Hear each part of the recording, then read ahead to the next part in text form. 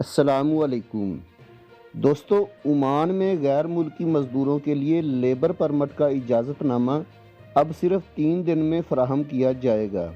Oman کی e governance کو فروغ دینے کی کوششوں سے یہ ممکن ہوا ہے، کیونکہ اس کی کوشش ہے کہ ملک میں کاروبار کو کرنا آسان بنایا جا سکے۔ یہ پائیدار معیشت کی ترقی، زیادہ سے زیادہ کاروبار کو فروغ دینے اور قابل انتظام سطح پر قرضوں کی ادائیگی کو برقرار رکھنے کے لیے وزارت خزانہ کے ذریعے جاری کردہ درمیانی مدت کے مالی منصوبے کا بھی حصہ ہے۔ وزارت نے مزید کہا ہے کہ غیر ملکی کارکنوں کے لیے لیبر پرمٹ کے حصول کے لیے، جو کہ پہلے کئی ہفتے لگ جاتے تھے، اب یہ مدت کم کر کے 3 دن کر دی گئی ہے۔ اس کے علاوہ سوار، مسقط اور ظفار کی بلدیہ کا ایک دوسرے کے ساتھ اتحاد بھی مکمل ہو گیا ہے۔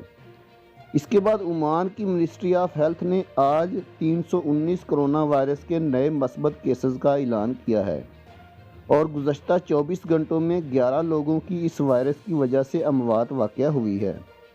عمان میں کرونا وائرس کے مریضوں کی تعداد 1,16,847 ہو گئی ہے۔ ان میں 1,06,903 مریض صحت یاب ہو چکے ہیں۔ عمان میں کرونا وائرس کا ریکوری لیول 91.4% ہے اور اب تک ٹوٹل اموات جو ہو چکی ہیں وہ ہیں 1,275۔ اس کے بعد منسٹری آف ہیلتھ نے گروپ ایکٹیویٹی اور گیدرنگ کرنے سے منع کیا ہوا ہے۔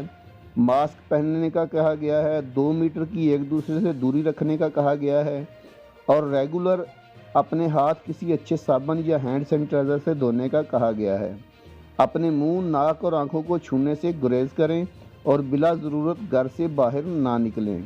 اللہ تعالیٰ سے دعا ہے کہ یا اللہ اس موذی مرض سے ہم سب کی حفاظت فرما اور جو بھی اس مرض میں مبتلا ہیں انہیں شفائے کاملہ عطا فرما، آمین۔ دوستو، ویڈیو بنانے کا مقصد آپ لوگوں کی رہنمائی کرنا ہے۔ ویڈیو اچھی لگی تو لائک کر کے چینل کو سبسکرائب ضرور کر دیجئے گا تاکہ آنے والی انفارمیٹو ویڈیوز بر وقت آپ لوگوں کو مل سکیں۔ اللہ حافظ۔